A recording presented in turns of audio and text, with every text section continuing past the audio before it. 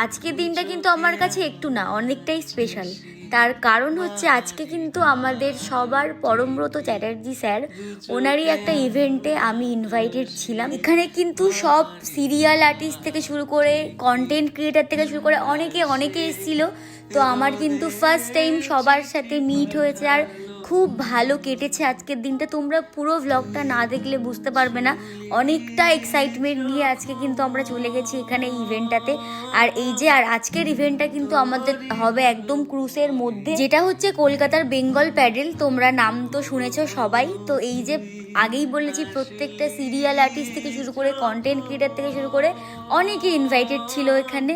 তো আমরা কিন্তু অনেক মজা করেছি। তো এই দেখো পুরো অ্যাম্বিয়েন্সটা কতটা সুন্দর অ্যান্ড কতটা গোছানো। তো তারপরে আমাদের পুরো টিম, আমরা যারা গেছিলাম তারা সবাই মিলে এখানে জুস খাচ্ছিলাম আর অনেক মজা করছিলাম। তো এখানে কিন্তু মোদির খিদে পেয়ে গেছে, মানে দাঁড়িয়ে ওনার খিদে পেয়ে গেছে। তো চলো এবার কিন্তু আমরা যাব খাওয়ার কাউন্টারের দিকে। সব থেকে বড় কথা, আমি কোনো ইভেন্টে যাব আর আমি ক্যাদ মারবো না, এটা তো হতেই পারে না। তো এখানে কিন্তু আমরা অনেক মজা করেছি, সবাইকে নিয়ে আমরা ট্রোল করেছি। সত্যি মানে জাস্ট আমরা এক জায়গায় হলে যে এত মজা করি তোমরা জাস্ট না দেখলে বুঝতে পারবে না। তো এখানকার অ্যাম্বিয়েন্সটা দেখো কতটা সুন্দর, মানে একটা ক্রুজের মধ্যে আমরা সবাই ওখানে সব কিছু পার্টি থেকে শুরু করে সব কিছু হচ্ছিল। আর এগুলো কিন্তু এক একটা ব্র্যান্ড, ব্ল্যাক অ্যান্ড হোয়াইট। তো চলো আমরা এবার ওপরের দিকে যাই, কারণ অনেকটা খিদে পেয়ে গেছে।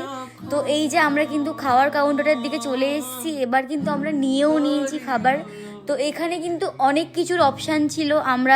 আমি তো তেমন একটা কিছু খেতেই পারি না, কোথাও গেলে বাড়িতে শুধু খাই করি। তো যাই হোক, এখানে কিন্তু আমি পুরো অ্যাম্বিয়েন্সটার মজা নিচ্ছিলাম। মানে একদম সন্ধে হয়ে এসছে আর এই জায়গাটাতে পুরো খোলা আকাশের নিচে একদম নদীর কাছে, জাস্ট ফিলটা আলাদাই। আর রাতের দিকের অ্যাম্বিয়েন্সটা হচ্ছে এটা। আর এই হচ্ছেন Parambrata sir, thank you so much যে আমি ওই ইভেন্টটার একটা পার্ট হতে পেরেছি।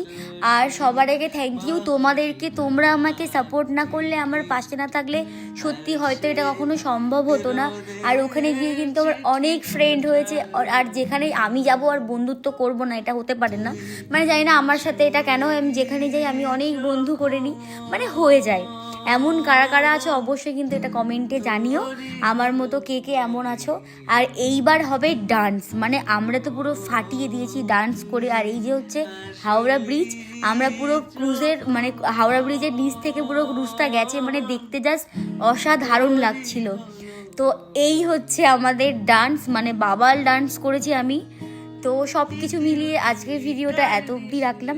সো দেখা হবে আরও একটা অন্য ইন্টারেস্টিং ব্লগ নিয়ে।